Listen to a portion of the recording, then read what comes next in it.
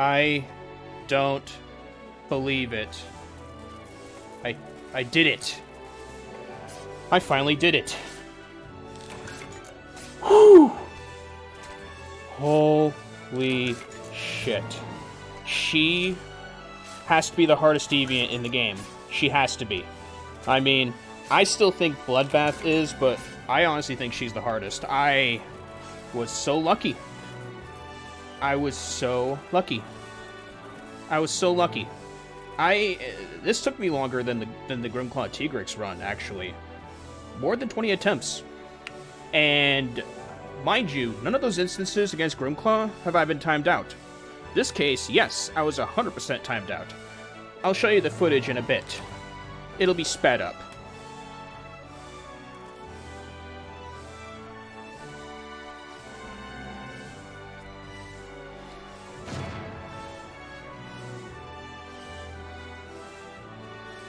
Alright, so this is my most consistent attempt. Sped up 500% speed. Now, a couple of things I have to address with Elderfrost, outside of what you noticed from the first hunt you saw, is the fact that she is a giant walking hitbox. A lot of her moves just hit you, no matter what. This is my attempt in Valor mode, by the way, as opposed to Adept. I did this fight right after I finished my Rust Razor Shantar hunt, just to see how I did. Now, that again still didn't, that still wasn't a first try with Adept. That was a, like 5 attempts for Elderfrost with Adept, but overall, the attempts took so much longer than Grimclaw. Now, a couple of problems outside of her being a giant hitbox, basically. She blocks your camera. Stamina is the primary problem with this hunt, if anything. Ice Blight messes with your stamina. You need cleansers to deal with Snowman effect. Tremors are another big problem.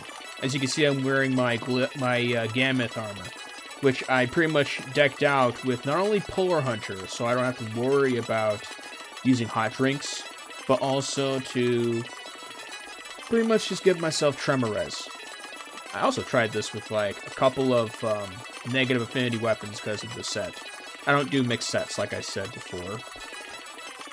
So yeah, this one I tried with a paralysis weapon to see how I did, but the biggest problem outside of what I've already mentioned is the fact that you can't approach. You have to find specific openings to approach. If you can't approach, then you're done, basically. So, not only have I tried this with my Great Sword, I've tried it with my bow, I've tried it with Bowgun, tried it with Insect Glaive. It's insane. No weapon is free when it comes down to the monster. I mean, I could have tried Longsword, but as I've stated in a previous live stream, as I do on Twitch, of course, on Saturdays, I could do every single deviant, every single one of them, with just Adept Longsword, because of how busted Longsword is in GU. But I want to have fun with these. But mind you, these are stressful, of course, because a lot of items you have to deal with in terms of like consumption, managing your HP, especially considering Elderfrost can just 1 to 2 shot you. She also has a bunch of one-shot moves, of course, as with every EX monster, mind you. So, yeah, that's another thing that you have to take into account when you're in this fight. Manage your stamina is the biggest key, which is why I use Mega Dash Drinks. Adept kind of removes this problem. Not really, though, because you're still running around trying to avoid her attacks. You're also trying to land as many hits as possible. The biggest problem with her especially is doing damage. Especially with her outrageous HP. And the fact that it's hard to approach. You can't hit her backside. You can, but you're not going to get the most damage off. You have to hit the front. You have to hit the front part of her. And that was the hardest part, because you have to find the openings, and the openings themselves are just very difficult to do.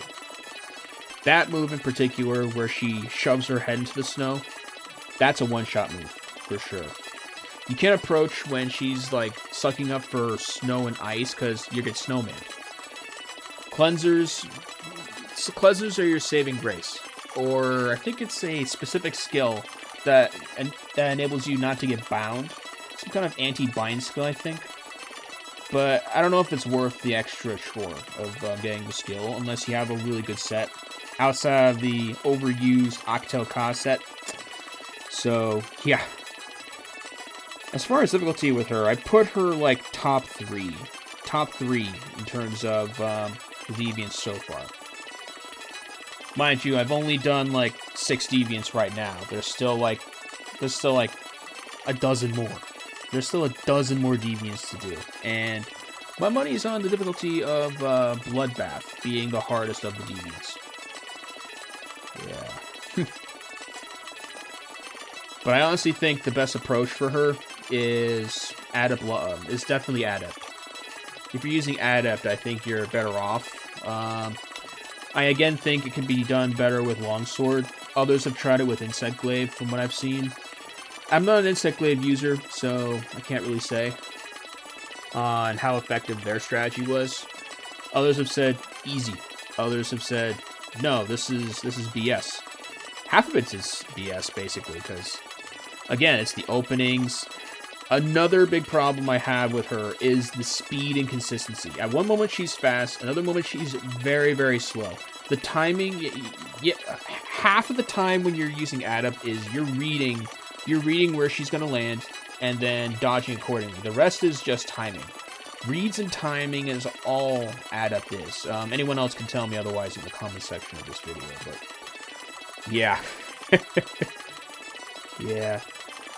Another form of, like, an exploit you can do against her is when she slams her tusk down, just find the opening. When she's angry, always expect her to blow out wind to wind pressure you, and then slam her tusk down again. When she slams her trunk again, I said tusk earlier, but when she slams her tusk the second time, that's your biggest opportunity to land hits. And that's only when she's angry. She lands it once. When she's tired is a good opportunity, but not always, because she still attacks you, and her damage output does not change when she's exhausted, just her speed, which again adds to the inconsistency of how slow she really is. So, yeah, good luck fighting her solo, because yeah, this was brutal. I'm sure there are like a bunch of speed running approaches. These are the approaches I take for those who want to casually do this solo and not get so hard stressed on time. Time is another factor in this, of course, considering you need to do as much damage as possible within the time limit, as with every hunt. But again, because of how outrageous her HP is, it's just a chip game. Especially since she makes it hard for you to approach. As long as you can't approach, you're just going to be evading and healing for the entirety of the hunt. Look at this. Every single time I get hit, I have to go back and heal because all of her moves just 1 to 2 tap you. That's all it takes for her. That's all it takes. Of course, spoiler, I had to use like Weakener for KOing her this time. I don't know if that's a factor. I don't know if it is. I don't know if it added to like the lessening of her HP or not. I needed every single edge I got, which is why for a art I just stuck with Frenzy Fever just so I can add more damage into it.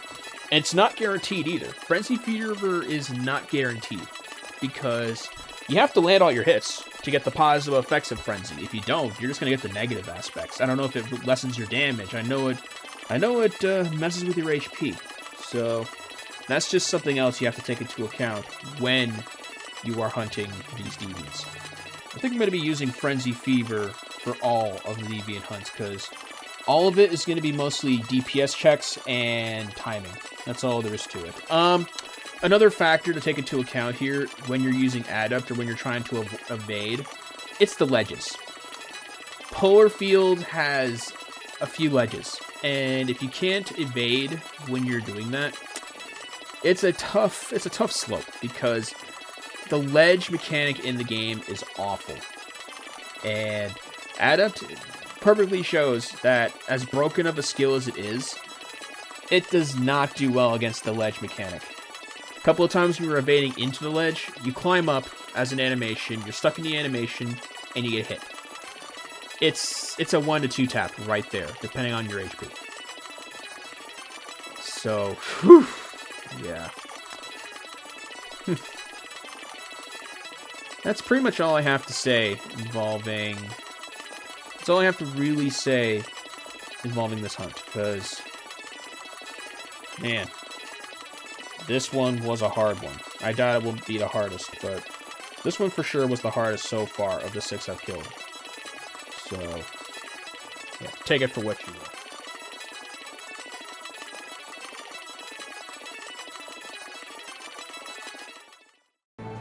I did research on her as well. She has the highest HP of any deviant in the game. Highest HP. It's insane. It's insane how much she has done, honestly. And it took me multiple armors, multiple attempts, multiple experiments, and this is the one that succeeded. I am flabbergasted. Almost 28,000 HP this thing has. Think about that for a second. Grimclaw has around 26 to 27,000 HP for EX. This thing has almost 28,000 HP. And think about doing this solo. You think you want to go through this like I did? Multiple instances where I've wanted to break my controller because... Every single instance where I thought I pressed B to avoid her attacks, I didn't. It's stupid. The speed and consistency is what makes her hard. She is at one point slow, or another point she is fast. Also, you have to hit the front part of her. And I used the fire weapon for this. I'm glad I did it with Great Sword, mind you, but oh my god, do I not want to do this again. I'll happily do this with the pack again, but I am not doing this solo again. Oh, that was horrible. That was so brutal. Oh, that... Oh my god. I finally did it. I finally did it. Holy shit. And then this is normal G rank Glavenus armor, by the way.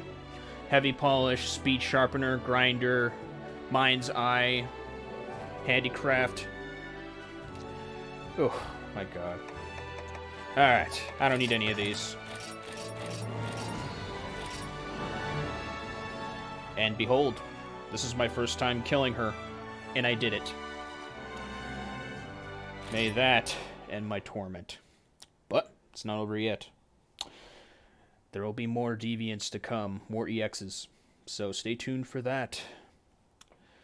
Stay tuned for more Monster Hunter Generations Ultimate. Thank you all for watching.